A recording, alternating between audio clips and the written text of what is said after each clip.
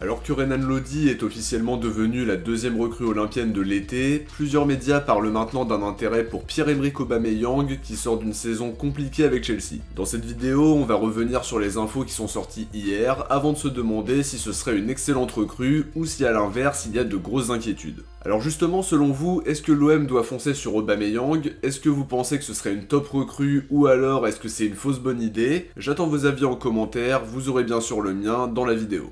On commence comme prévu par un point actualité pour revenir sur les infos qui sont sorties hier sur la piste Aubameyang. C'est le média portugais Relevo qui a sorti l'info en premier et en termes de fiabilité c'est plutôt pas mal comme source en général. Ils affirment que Marcelino veut le faire signer et que la décision est maintenant entre les mains de l'attaquant gabonais. Une information confirmée par RMC qui tempère un petit peu quand même. D'après eux en interne, on croit en la possibilité de le faire signer, même si le dossier s'annonce compliqué notamment en termes de salaire. Pour rappel, il touchait plus de 700 000 € mensuels à Chelsea, et pour venir, ça suppose un effort financier de sa part, mais un investissement conséquent pour l'OM aussi, on reviendra là-dessus un peu plus tard dans la vidéo. Il n'a plus qu'un an de contrat à Chelsea, la direction espère le récupérer libre dès cet été, sachant qu'il ne compte plus vraiment sur lui. Ça n'empêche que pour le moment on est au stade d'un intérêt prononcé, mais Aubameyang n'a pas encore donné son accord. Sur l'aspect salarial, l'équipe précise que ça pourrait être dans nos cordes, sachant que la direction dispose aussi de l'enveloppe salariale conséquente qui est prévue à l'origine pour Sanchez, mais pour le moment bien sûr il n'a pas prolongé et on n'était pas très optimiste ces derniers jours, même si tout peut arriver. S'il ne revient pas, ça permettrait de financer une grosse partie du salaire d'Aubameyang, mais à voir si le projet peut le tenter parce qu'il a aussi des intérêts en Arabie Saoudite, avec probablement des offres face auxquelles on peut tout simplement pas rivaliser. La piste semble en tout cas bien réelle, on est encore loin d'un accord et encore plus d'une officialisation, mais la piste Aubameyang est bien explorée. D'après l'équipe, sa polyvalence plaît à Marcelino, qui le pense d'ailleurs capable de retrouver son meilleur niveau et qui le voit comme la recrue idéale pour son 4-4-2. Là où ça pourrait coincer, c'est sur la durée du contrat. Son entourage voudrait un contrat de 2 saisons minimum, alors que du côté de la direction, on préfère être sur du court terme apparemment. La Provence confirme en tout cas que le chemin est encore long pour qu'Aubameyang soit olympien, mais il fait bien partie des joueurs ciblés. Alors maintenant qu'on a fait ce petit point info, est-ce que ce serait une top recrue ou à l'inverse, est-ce qu'on peut avoir des doutes?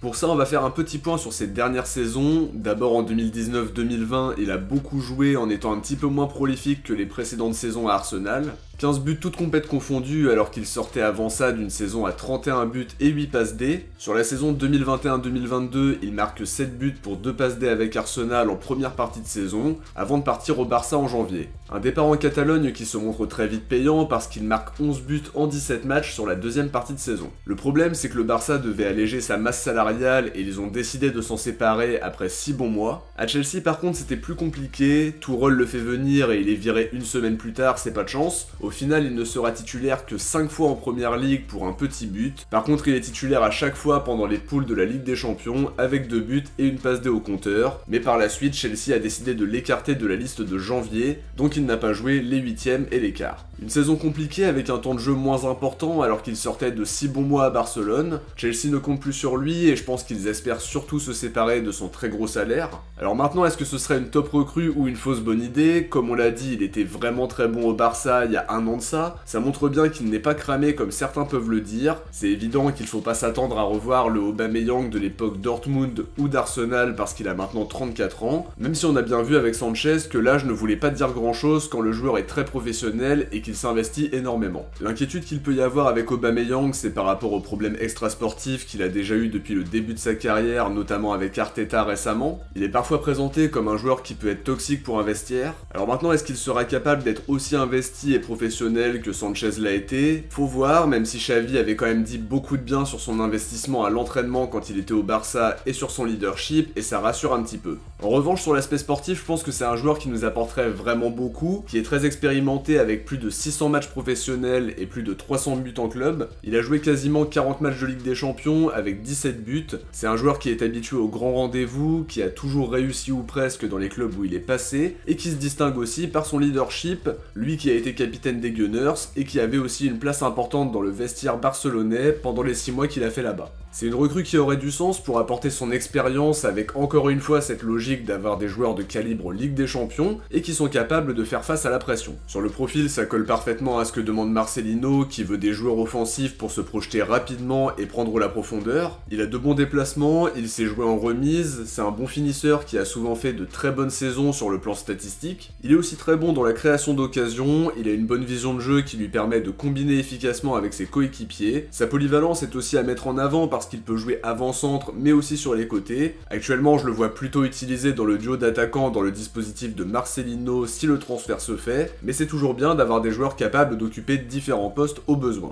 Il y a malgré tout la problématique du salaire avec plusieurs volets qui sont à prendre en compte. Le premier, c'est le montant du salaire parce qu'il touchait plus de 700 000 € mensuels à Chelsea et je pense qu'il devra faire un petit effort s'il vient. Si Chelsea le libère de son contrat, il faudra aussi lui offrir une belle prime à la signature, donc ça reste un investissement conséquent et une arrivée libre très loin d'être gratuite. Après, Longoria a toujours dit que quand on paye une très faible indemnité de transfert, l'investissement se répercute sur l'aspect salarial et sur la prime à la signature en cas d'arrivée libre. Alors que quand tu payes une grosse indemnité, souvent le salaire est relativement raisonnable. La logique de la direction, c'est de faire venir des joueurs de renom pour amener de l'expérience et surtout pour avoir des joueurs habitués aux grands rendez-vous pour nous faire passer un cap. Dans ce contexte-là, ça suppose aussi d'investir évidemment. L'autre volet de l'aspect salarial, c'est la durée du contrat. Aubameyang demande au minimum un contrat de 2 ans, là où l'OM aurait une vision plus court-termiste, avec dans l'esprit une opération comme celle de Sanchez. L'idéal pour couper la poire en deux, c'est peut-être de faire un contrat d'1 an avec une année optionnelle au bon vouloir des deux parties. Le problème dans ce cas-là, c'est qu'on peut se retrouver avec un dossier Sanchez bis s'il fait une bonne saison et qu'il décide de faire traîner les négos l'été prochain. La solution pour couper la poire en deux, c'est peut-être de faire 1 an et une année en option qui serait automatiquement levée s'il atteint certains objectifs de but par exemple. L'important pour la direction, c'est de bien analyser tout ça pour ne pas se retrouver dans un gouffre financier si ça s'avère être un échec. Personnellement, je pense que c'est un coup à tenter. On a besoin de joueurs qui ont connu des rendez-vous importants, qui apportent des certitudes face au but et qui sont des joueurs d'un certain standing quand même. Il pourra d'ailleurs aider Vitinha à progresser à son contact en lui donnant des conseils. Dans l'optique de la prochaine Ligue des Champions et dans un premier temps du 3e tour préliminaire, je pense que c'est une recrue qui peut clairement faire la différence. Je l'ai parfois lu, mais pour moi il est loin d'être cramé. À Chelsea, c'était Tourelle qui le voulait absolument, mais ils ont à peine eu le temps de se croiser. Avant ça, il s'est souvent montré performant et je pense qu'on serait fou de dire non à un joueur comme Aubameyang. C'est sûr que c'est plus le joueur de l'époque Dortmund ou Arsenal et c'est normal, mais ça reste quand même un très bon attaquant, polyvalent et qui a encore de très belles qualités. Je pense que ce serait un très bon recrutement malgré les inquiétudes qui sont légitimes, mais si c'est un contrat d'1 an avec éventuellement une année en option, on prend pas des risques inconsidérés non plus et potentiellement on peut compter sur un joueur de très bon niveau, mais ça suppose qu'il devra montrer un investissement sans faille, sans écart de conduite, parce que c'est à ce niveau-là qu'on a la plus grosse inquiétude, même si ça s'est pas mal passé dans tous ces clubs non plus. Dernier élément à prendre en compte, il est revenu en sélection gabonaise et il sera probablement à la prochaine CAN qui se déroule pour rappel en janvier 2024. Pour le moment, ils sont 3e de leur groupe de qualification et leur destin se jouera en septembre contre la Mauritanie, leur concurrent direct à la dernière journée. Il faudra un groupe assez étoffé pour pallier aux différents départs pendant ce mois de janvier, mais on fait confiance à la direction qui fait du très bon boulot sur ce début de mercato. Pour résumer rapidement ma pensée, je trouve que ça reste un joueur de qualité qui ferait du bien, qui nous permettrait probablement de passer un cap. Certes, il a pas trouvé sa place à Chelsea, mais sans être catastrophique pour autant. Quoi qu'il en soit, c'est loin d'être fait, mais je trouvais ça intéressant d'analyser la possibilité de faire venir Aubameyang suite aux infos sorties vendredi, tout en sachant que vous êtes nombreux à avoir cité son nom dans les commentaires des dernières vidéo mercato, notamment quand je demandais qui pouvait signer en attaque en cas de départ de Sanchez. De notre côté, on arrive à la fin de cette analyse, j'espère que ça vous a plu, et comme d'habitude, si c'est le cas, n'oubliez pas de laisser un like avant de partir pour soutenir la chaîne, de vous abonner en activant la cloche pour suivre l'actualité de l'OM avec moi. Si vous avez regardé la vidéo jusqu'à la fin, écrivez Aubameyang dans les commentaires. De mon côté, je vous dis à très vite pour une prochaine vidéo, et d'ici là, n'hésitez pas à aller voir la présentation de Renan Lodi qui est sortie vendredi soir. Le lien sera en description, en commentaire épinglé et sur l'écran de fin de vidéo dans quelques instants. Ciao, portez-vous bien et surtout allez l'OM.